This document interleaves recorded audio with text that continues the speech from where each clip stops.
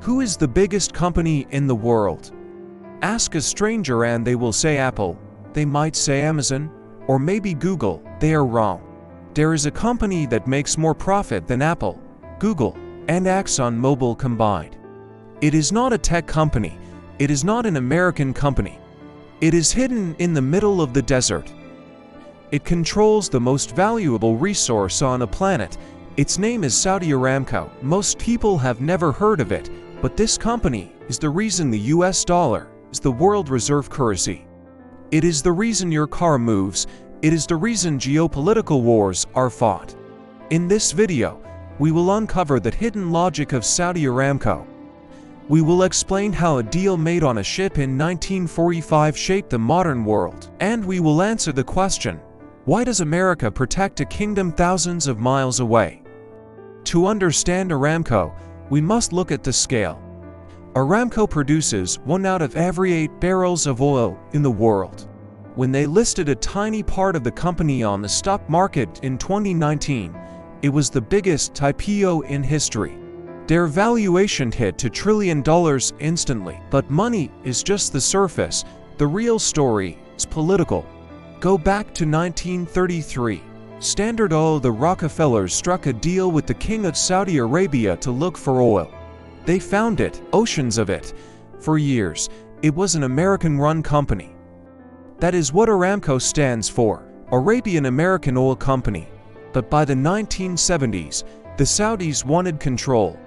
They slowly bought out the Americans and nationalized the company. This terrified the United States. Why? Because of the gold standard. We learned in our previous video that in 1971, President Nixon took the dollar off the gold standard. The dollar was suddenly backed by nothing. It was just paper. The US needed a new anchor. They needed something everyone in the world needed to buy: oil. So, America made a deal with Saudi Arabia. A secret agreement that changed history. The deal was simple. The United States would provide military protection to the Saudi royal family. They would sell them weapons and guarantee their security. In exchange, Saudi Arabia agreed to do one thing: sell oil only in US dollars. If France wanted oil, they had to buy dollars first.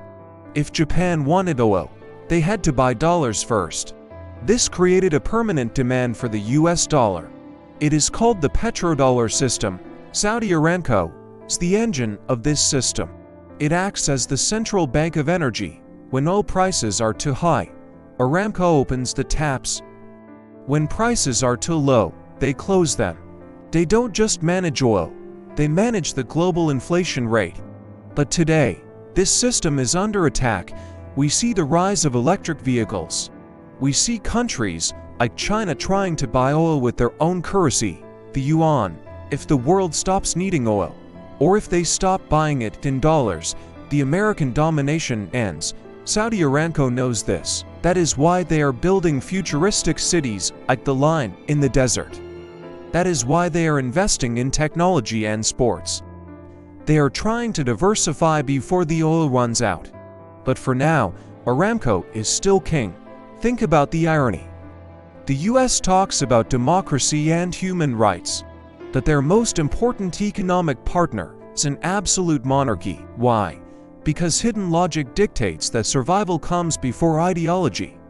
Without Aramco, the dollar collapses. Without the dollar, the American empire collapses. But protecting this oil requires force. It requires jets, missiles, and aircraft carriers. It requires a military that is bigger than the next 10 countries combined. Who builds these weapons? Who profits when tensions rise in the Middle East? It is not the government. It is a group of private companies. Companies that treat war as a business model. In our next video, we are going to look at the machinery of war.